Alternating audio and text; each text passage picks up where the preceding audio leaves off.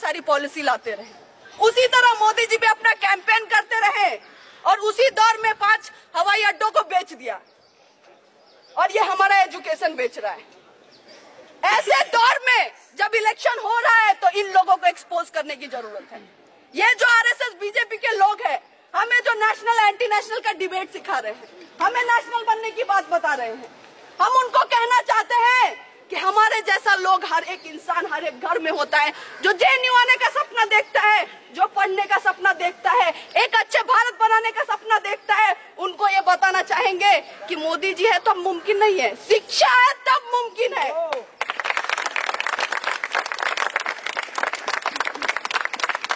शिक्षा है तब समानता है, शिक्षा है तब सम्मान है, शिक्षा है तब विकास है। ये सारी चीजें उनको समझानी पड़ेंगी।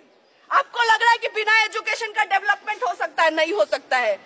आपको लगता है कि नौकरी पकौड़े तलना, आपके लिए साइबर सेल में काम करना ये नौकरी है, तो हम नहीं मानते इसको नौकरी।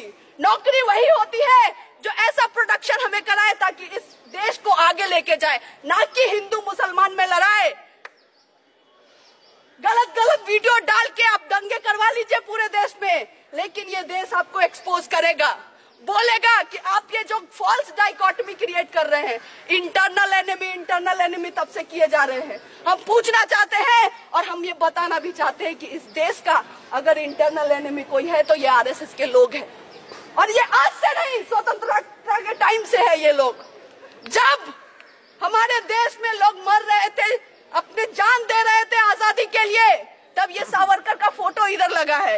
ये लोग ही ब्रिटिशर्स को लेटर लिख रहे थे कि हमें माफी दे दीजिए, और अभी ये बोल रहे हैं कि मृत्युंजय जीतेगा या फिर मृत्यु जीतेगा या सावरकर। जब माफीनामा दोगे तो सावरकर जीतेगा, माफीनामा दोगे, देश बेचोगे तो कौन जीतेगा? सावरकर जीतेगा। अगर इनकी चलती तो ब्रिटिशर के गुलाम होते हम, अभी भी हम गुलाम होते अगर इनकी चलती।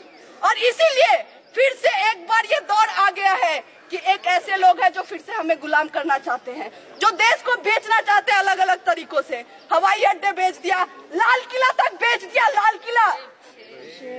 और इसीलिए जब सब कुछ बेचने की बात चल रही है तो हमें बताना पड़ेगा कि हम भगत सिंह के जनरेशन से, जो हंगर स्ट्राइक भी किया, हंसते हंसते फांसी पे चढ़ गया, लेकिन अपनी लड़ाई चलाता रहा।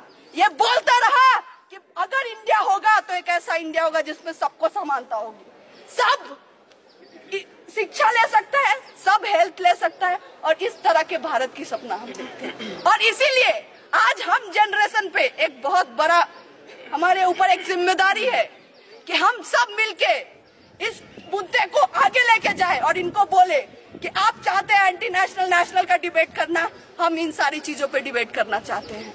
हम पूछना चाहते हैं कि हमारी नौकरी कहाँ है, आप बताइए, हमारा एजुकेशन कहाँ है, आपने कितने हॉस्पिटल्स खोले हैं, कितने नए यूनिवर्सिटीज खोले, ये सारी चीजें आप बताइए, वरना आपको ये देश का जनता उखाड़ फेंकेगा। ये हम उनको बताना चाहते हैं। और इसी के साथ ये बोलते हुए यहाँ पे इस वाइस चांसलर का पुतला हम दहन करेंगे, उसको जलाएंगे, क्योंकि वो रिप्रेजेंट करता है इस कैंपस में उस सोच को। और उसके साथ साथ इस जो आंदोलन को, यहाँ से जो आग जलेगी, उसको हम आगे लेके जाएंगे।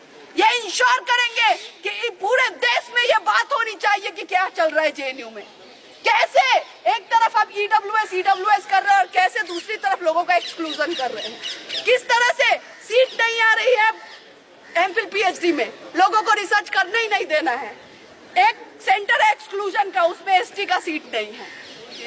इससे बड़ा एक्सक्लूजन क्या होगा? आप डेप्रीवेशन पॉइंट्स, जिसके लिए जेएनयू जाना जाता है, वहां पे डेप्रीवेशन पॉइंट्स खत्म कर रहे हैं। बीए लैटरल एंट्री, जिसमें बीए फर्स्ट ईयर में इंग्लिश में पूछते हैं, जो नहीं आ पाते हैं वो बीए सेकेंड ईयर में देते हैं, उनको वो बंद कर रहे हैं। और तब कर रहे हैं जब पूरा एसएल बोल रहा है कि हमें बीए लैटरल एंट्री का एग्जाम चाहिए। ऐसे दौर में जब ये सारी चीजें कर रहे हैं तो हमें ये समझना पड़ेगा कि हमारा जो एनिमी है उसको अब उखाड़ फेंकना है।